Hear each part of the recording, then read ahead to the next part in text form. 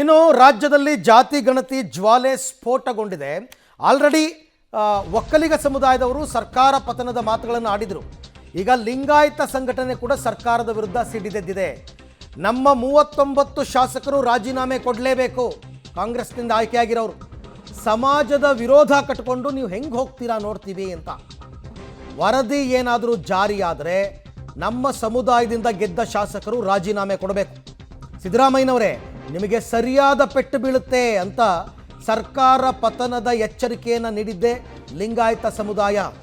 ನಿನ್ನೆ ಅಷ್ಟೇ ಒಕ್ಕಲಿಗ ಸಮುದಾಯದವರು ಇದೇ ರೀತಿಯಲ್ಲಿ ಮಾತನಾಡಿದರು. ಅಧ್ಯಕ್ಷರು ಕೆಂಚಪ್ಪಗೌಡರು ಇದೇ ಮಾತಾಡಿದರು, ನಾವು ಸರ್ಕಾರವನ್ನು ಕೆಡುವಂಥ ಹಂತಕ್ಕೆ ಹೋಗ್ತೀವಿ ಅಂತ. ಈಗ ಲಿಂಗಾಯತ ಸಮುದಾಯದವರು ಕೂಡ ಸರ್ಕಾರಕ್ಕೆ ಅದೇ ಎಚ್ಚರಿಕೆಯನ್ನು ಕೊಟ್ಟಿದ್ದಾರೆ. ಅಲ್ಲ, ನಾವು ಹೇಳಿದೇವಲ್ಲ, ನಮ್ಮ 39 ಶಾಸಕರು ರಾಜೀನಾಮೆ ಕೊಡಲೇಬೇಕು.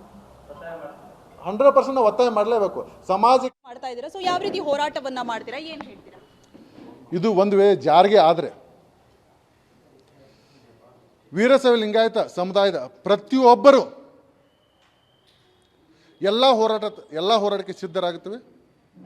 ಸಮಾಜದ ರಕ್ಷಣೆಗೆ ನಾವು ಯಾವತ್ತೂ ಬದ್ಧರಾಗಿರ್ತೇವೆ ಅಂತ ಹೇಳಲಿಕ್ಕೆ ಇಚ್ಛೆಪಡ್ತೀವಿ. ಈಗ ನಿಮ್ಮಲ್ಲಿ ಪ್ರಭಾವಿ ಶಾಸಕರುಗಳು, ಮಂತ್ರಿಗಳೇ ಇದ್ದಾರೆ ಲಿಂಗಾಯತರು, ಸೊ ಅವ್ರ ನಿಲುವೇನು, ಅವ್ರಗಳ ಜೊತೆ ಏನಾದರೂ ಸಂಘಟನೆ ಸಂಪರ್ಕದಲ್ಲಿ ಇದೆಯಾ, ಏನು ಹೇಳ್ತಾ ಇದ್ದಾರೆ? ನಮ್ಮ ಸಚಿವರು ಮತ್ತು ಶಾಸಕರು ಒಂದು ಭರವಸೆ ಕೊಡ್ತಾ ಇದ್ದಾರೆ. ಸಮಾಜಕ್ಕೆ ಯಾವುದೇ ಥರ ಅನ್ಯಾಯ ಆಗದಂತೆ ನಾವೆಲ್ಲ ನೋಡಿಕೊಳ್ಳುತ್ತೇವೆ. ನೋಡಿಕೊಳ್ಳದೆ ಇದ್ದರೆ ಮುಂದಿನ ದಿನಮಾನಗಳಲ್ಲಿ ನೀವೆಲ್ಲರೂ ಹೋರಾಟಕ್ಕೆ ಸಿದ್ಧರಾಗಿ ಅಂತ ಹೇಳಿದ್ದಾರೆ.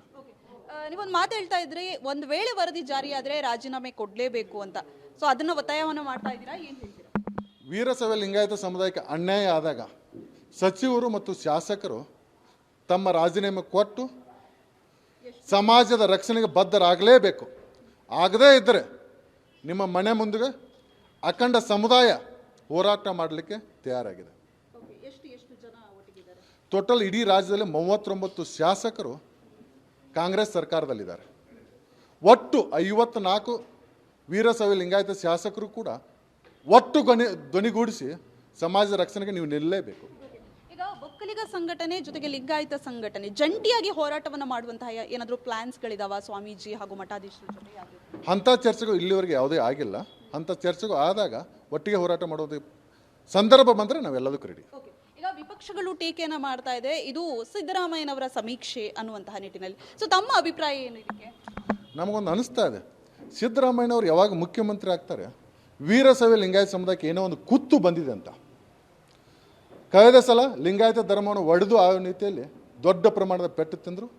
ಮತ್ತೆ ಈಗ ಜಾತಿ ಗಣತಿಯ ಮುಖಾಂತರ ಇನ್ನೂ ದೊಡ್ಡ ಮಟ್ಟದ ಪೆಟ್ಟು ತಿನ್ನುವಂಥ ಕೆಲಸ ಮಾಡ್ತಾರಂತ ನಾವು ಅಂದ್ಕೊಂಡಿದ್ದೀವಿ. ಯಾವ ರೀತಿಯಲ್ಲಿ ಹೇಳ್ತಾ ಇದ್ದೀರಾ ತಾವು ಇದನ್ನು?